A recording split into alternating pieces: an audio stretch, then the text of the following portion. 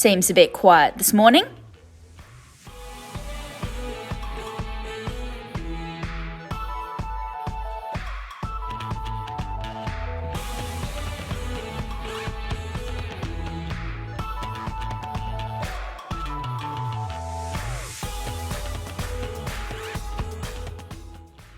That's okay. Maybe they haven't arrived yet. I'll check for their bags. 1, 2, 3. That's a lot of bags missing.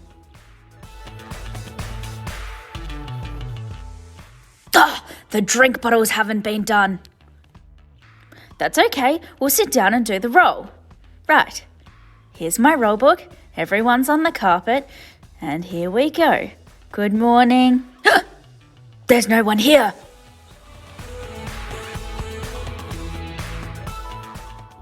Miss Jess, don't you remember? All the kids are online now. They're in the TV. What? The TV? Okay guys, in this video we're going to actually be working with column multiplication.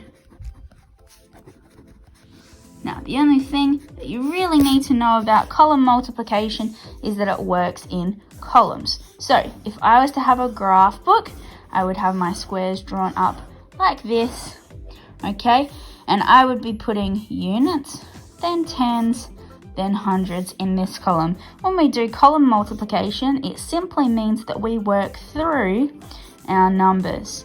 So if we were going to have some column multiplication looking like this, we would work using our columns. So we would be doing our units first. Now we're multiplying by the bottom line, so this is going to be our units, okay? Then we're working to do our next column line, which is going to be our 10. So that would be that number. So if we think about it, this is our number we're using to multiply, and we're multiplying it by 6. Then we're actually multiplying it by 10. Keep watching guys, because we're going to go through another example that looks at how to actually do this with different numbers and columns.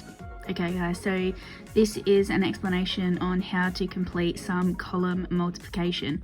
So the first thing we're going to do is we're going to start with our two numbers. So if we're working through 16 times 23, we're going to set up our page like this. Now if you're working on a piece of graph paper, you'd put the 6 into one square, the number 1 into another square, the number 3 in the square below the number 6, and the number 2 in the square below the number 1. So what we're then going to do is we're going to rule a line underneath. Now the first thing we're going to do when we start column multiplication is we're going to work in our units. So we're going to be looking at a number 6 and our number 3. So the first thing we're going to do is 6 times 3. So if we do 6 times 3, that's 6, 12, then 18. So we know that we're going to put an 8 underneath here, and then we're going to put a 1 up the top here. Now the reason that we're doing that is we're actually marking where our next multiplication goes for our unit. So what we're going to then do is we're going to go across to our 1, and we're going to do 1 times 3, because we're working with our units, and our units for multiplication for this one are 3. So 1 times 3 is 3, plus we add the 1 that we carried from before, so we're going to get a 4 here. What we can then do is we can look at this number again. What we just did was we did 16 times 3. We didn't use our 2 at all. We actually just timed 16 by 3. Now, if we get rid of our units, because we've used them, we're going to cross them out. Underneath our 8 down here, we're going to put a 0, because how many units are we working with now? We're working with 0. So, now we're working with 16 times 2. But technically, it's actually 16 times 20. So, we're going to go across and we're going to do 6 times 2. Once we've done that, we're going to put it underneath our 4, because we're actually working in our tens column now. So we've got 6 times 2, which is 12. We're going to put a 1 back up here. We're going to get rid of the one we used before, because we've used that. We added it to our 3, and we added and got 4 here. So now we're working over here, and we're going 1 times 2. which is actually 1 times 20 if we think about it. 1 times 2 is 2, plus another one, which equals 3. So then we go down here and we actually work over here. So we've got a 3 going here. Now, we've actually done 16 times 3, which is 48, and 16 times 20, which is 320. So now what we need to do is we need to add those two numbers together. So we've got 8 plus 0, which equals 8. Then we've got 4 plus 2, which equals 6. Then we've got nothing plus 3, which equals 3. So 16 times 23 is actually 368. All right, go. Here we go.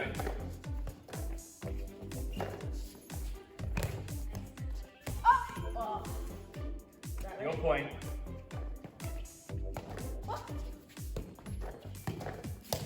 Oh, your point is Ferguson. Absolutely. 1-0. Right, just Here we stretch it go. out. Right, we go. Oh, lovely, Miss Jess. Good try, good try. Jeez, it's so good to have like all this time. I know. I just can't believe we've got so much time to be doing all these scores. Oh, so good. Yeah. Hang on. What? Don't we have classes that teach online? Quick. Let's go, let's go. Yeah, that was good. Okay guys, we're going to do one more question and we're going to be looking at a bit of a bigger number. So 22, and we're going to times 22 by 160. Same as before, I'm going to put a line underneath it. I'd put my 2 into a square and put my 0 underneath. If I was working on a graph piece of paper, my 2 into a square and my 6 underneath.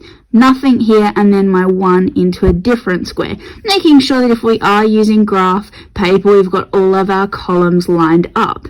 So if we look here, we've got units, tens, and then hundreds. So obviously when we start column multiplication, we always work in our units first. So 22 times 0 would be our first multiplication sum. So we've got 2 times 0, which is 0. Then we've got another 2 times 0, remembering that we're going only to work with our units. 2 times 0 equals 0. We've actually finished with our units now.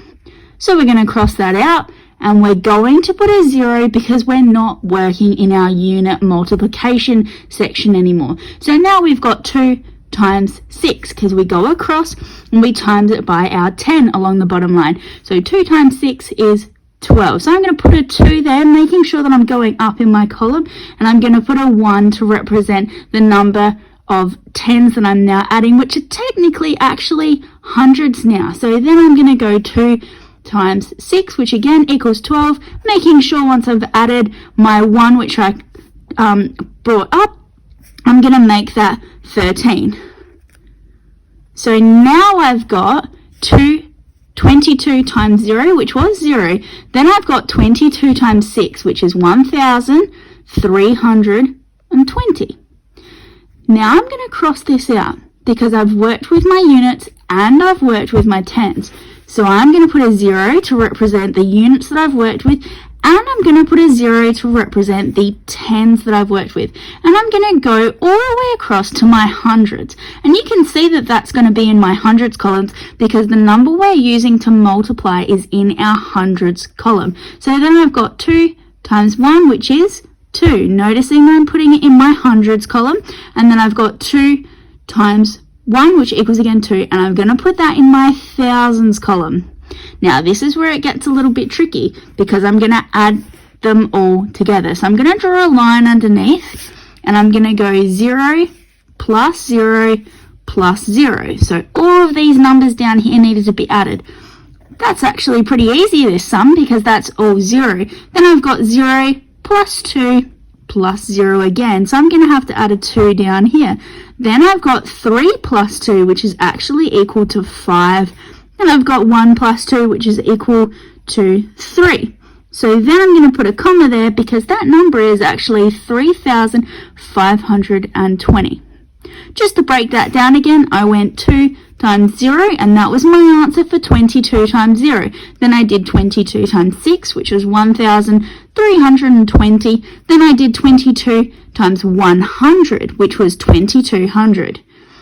I added them all together, okay, using our addition. We did column addition there as well, guys, because we actually worked them all out using our columns of units and tens, then hundreds, then thousands.